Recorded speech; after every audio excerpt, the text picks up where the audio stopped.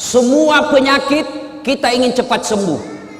Mau penyakit kusta, sakit kepala, sakit gigi, sakit utang, semua kita ingin cepat sembuh. Satu-satunya penyakit yang kita tidak mau sembuh adalah penyakit jatuh cinta. Inilah penyakit jatuh cinta, tidak mau kalau sembuh. Maunya kita jatuh cinta selamanya. Nah, bicara tentang cinta saya tidak mau ceramah. Saya hanya ingin menyampaikan kisah-kisah bagaimana cinta, dakwah dengan cinta. Satu, adik-adik pernah, saudara-saudara, bapak ibu pernah dengar kisah Rasulullah Sallallahu Alaihi Wasallam di Taif.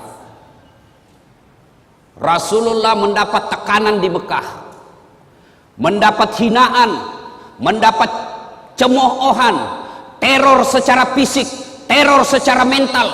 Fisiknya dilempari, mentalnya diludahi, rumahnya dipasangi duri. Lalu siapa yang lakukan itu? Bukan orang lain. Siapa? Keluarganya sendiri. Siapa? Abu Lahab. Tahu itu Abu Lahab deh? Tahu ke Abu Lahab? Tahu? Sepuh satu kali saudarana bapakna Nabi. Bahasa Perancisnya Amurena Nabita. Perancis itu Pare-Pare dan sekitarnya.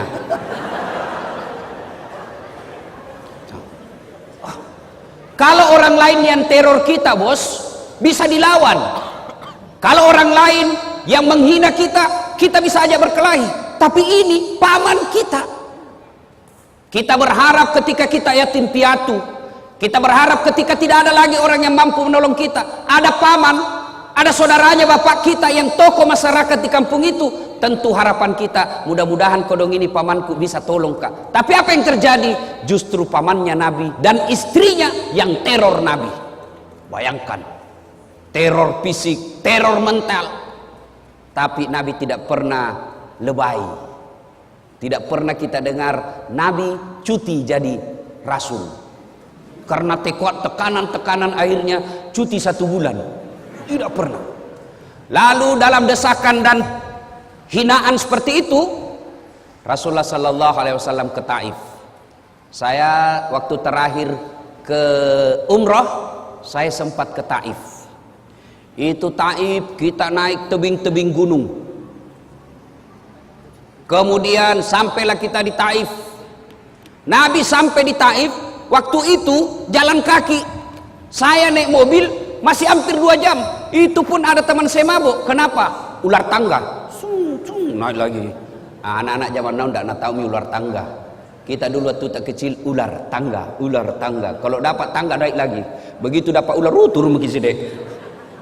Coba, masya Allah. Sampai di Taif, apa Nabi lalu sampaikan? Nabi lalu sampaikan keinginannya. Saudara-saudara sekalian, minta pertolongan. Nah, saya ajak kalian ikut beriman kepada Allah. Jangan sembah kecuali Allah. La ilaha illallah Muhammad Rasulullah. Bagaimana reaksi orang Taif? Masya Allah. Orang-orang tua di Taif nak kumpulkan itu anak-anak. Anak-anak bocah, ABG. Dia bilang, "Piku lempar itu, lempari." Bayangkan Pak, kalau orang dewasa lempar ki, masih kita merasa terhormat. Kenapa? Seusia ki bos. Tapi anak-anak yang ngusir kita, itu tekanannya, tekanan psikologisnya sangat tinggi. Lalu pada saat Nabi dilempari, datang malaikat Jibril menawarkan bantuan. Dia bilang, Jibril, kalau bahasa kita, Mas bro, Muhammad, tak lewat-lewat itu. Saya diperintah Allah, berdoa kau saja, Allah angkat. Saya diperintah Allah, saya lempar ini satu kampung, saya hancurkan mereka. Kira-kira kita dek, ada ini borong ki, nabuli ki satu kelas. Tiba-tiba datang ke polsek, bagaimana? Apa jawaban tak kira-kira? Kalau saya satu kampung lempari kak, tiba-tiba datang Densus, bagaimana Ustaz? Tangkap, tembak semua. Tapi apa jawaban Nabi?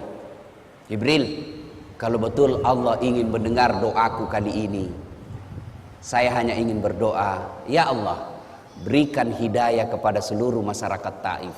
Jangan hancurkan mereka. Mereka lakukan itu karena dia tidak tahu saya. Mereka lakukan itu karena mereka tidak paham apa yang ingin saya bawakan kepada mereka. Saya hanya minta, ya Allah, berikan hidayah kepada mereka. Masya Allah. Coba membeda. Inilah yang disebut dakwah dengan cinta.